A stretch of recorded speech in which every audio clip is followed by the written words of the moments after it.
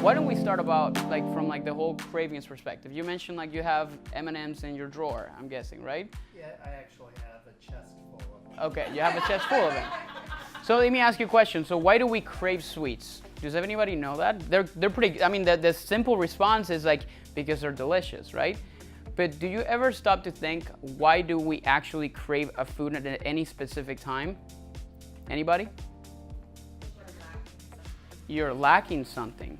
It's a response from your body to tell you hey, you haven't really given me enough food today. You haven't really given me enough fiber. The tank is actually not full in this point. Your brain actually sends a signal to your stomach, and then you have the rumbling stomach and stuff like that. But guess what happens? There is an association of that craving to an experience, to a habit, to something that happened in the past. And this is the way that I'm going to explain it. When is the last time that you had a bowl of broccoli and you had a joyful and amazing and super fun experience? Norwood, when is the last time that you had a joyful experience eating M&Ms? 5 minutes ago? Yeah. This is actually rooted in your childhood.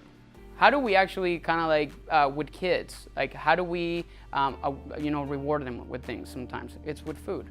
So you make an association between those two things, so you don't ever crave the things that are actually going to be the better for us from the perspective of filling us up. We're going to crave the things that actually make us feel good. In this case, it's going to be sugar, or things that make us feel, and in some other people it's going to be fried foods, and depending on that. Not necessarily that they're bad, but they're still not filling the void that actually your body requires. When your body is telling you it needs food, it's because it needs carbohydrates, proteins, fats. And a lot of times when we have that, then we're not really filling that out. Now, does it mean that we can't have that and that is bad for you? If that's the only thing that you do, absolutely not. But for example, if you have a good meal, and let's say I'm gonna take lunch as a perfect example out of this. You have something like this that is full with fiber. Fiber is one of the components of carbohydrates that make you feel a lot more full.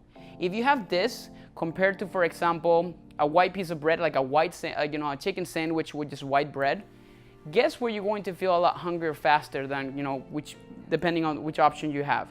With the white bread, because there's not a lot of fiber.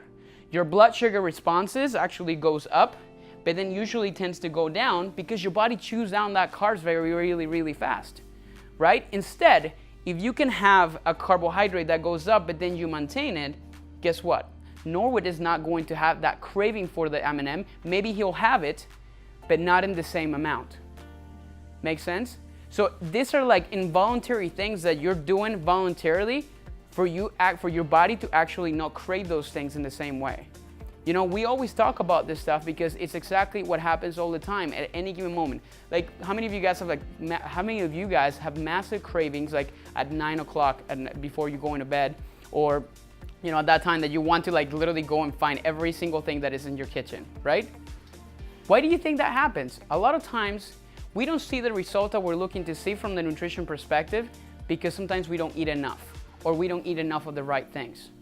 I can guarantee you that if all of you guys would start to make smaller adjustments to the types of foods that you consume on a daily basis, your cravings at night would actually going to be a lot more control because you feel satisfied. Your body feels satisfied. It's not going to tell you hey, you haven't really given me enough today.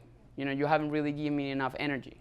So that's one side of the spectrum. So I think we kind of cover that. Did that answer your question? Yes, sir. Okay, so random snacking is a big thing.